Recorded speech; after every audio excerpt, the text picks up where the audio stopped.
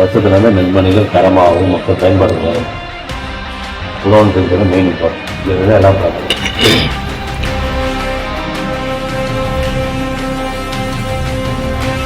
School பண்ணுறதுக்கு நம்ம இடம் இல்லாமல் வர முடியாது. 4 இடம் கொடுக்குறோம்.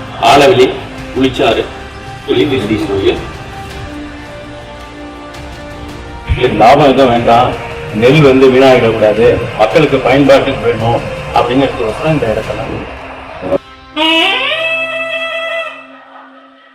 மயிலாடுதுறை மாவட்டத்துல நடந்த இந்த ஒரு முக்கிய சந்திப்பு தற்போது கவனம் ஈர்த்திருக்கு. மயிலாடுதுறை மாவட்டத்துல தமிழக உணவுத்துறை அமைச்சரும் மயிலாடுதுறை மாவட்டம் பொறுப்பு அமைச்சருமான வெங்கடராமன் 2வது நாளாக பல்வேறு ஆய்வு பணிகளை மேற்கொண்டு வராரு. அந்த வகையில தான் மயிலாடுதுறை எடுத்திருக்கக்கூடிய புகழ்பெற்ற பழமை வாய்ந்த தருமபுரம் ஆதீன மடத்திற்கு வருகை தந்திருக்காரு. அங்க ஆதீனம் 27வது குரு மகா சன்னிதான ஸ்ரீ மாசிலாமணி தேசிக ஞான சம்பந்த பரமாச்சாரிய சுவாமிகளை நேரடியா சந்தித்து ஆசீர்வாதம் வாங்கியிருக்காங்க. அங்க அமைச்சருக்காகவே ஆதீனம் சார்புள்ள வைத்தீஸ்வரன் கோவில் பிரசாதமும் நினைவு பரிசுகளும் வழங்கப்பட்டிருக்கு. மேலும் தருமபுரம் ஆதீன கலை கல்லூரியில் நடைபெற இருக்கக்கூடிய பட்டமளிப்பு விழாவிற்கு அமைச்சர் பங்கேற்கும்படி மடாதிபதி அழைப்பு விடுத்திருந்த நிலையில்தான் உணவுத்துறை அமைச்சர் மடாதிபதிக்கு ஒரு கோரிக்கை வைக்கும் விதமா மாவட்டத்தில் நெல் கொள்முதல் நிலையங்கள்ல வாங்கக்கூடிய நெல்மணிகள் மழையால் நனைந்து சேதமடைவதை தடுக்கும் விதமா 4 இடங்கள்ல நவீன நெல் சேமிப்பு கிடங்குகள் அமைக்க தகுந்த இடம் தேவைப்படுவதா மடாதிபதியிடம் கோரிக்கை வைக்க அந்த கோரிக்கையை உடனடியாக ஏற்றுக்கொண்டு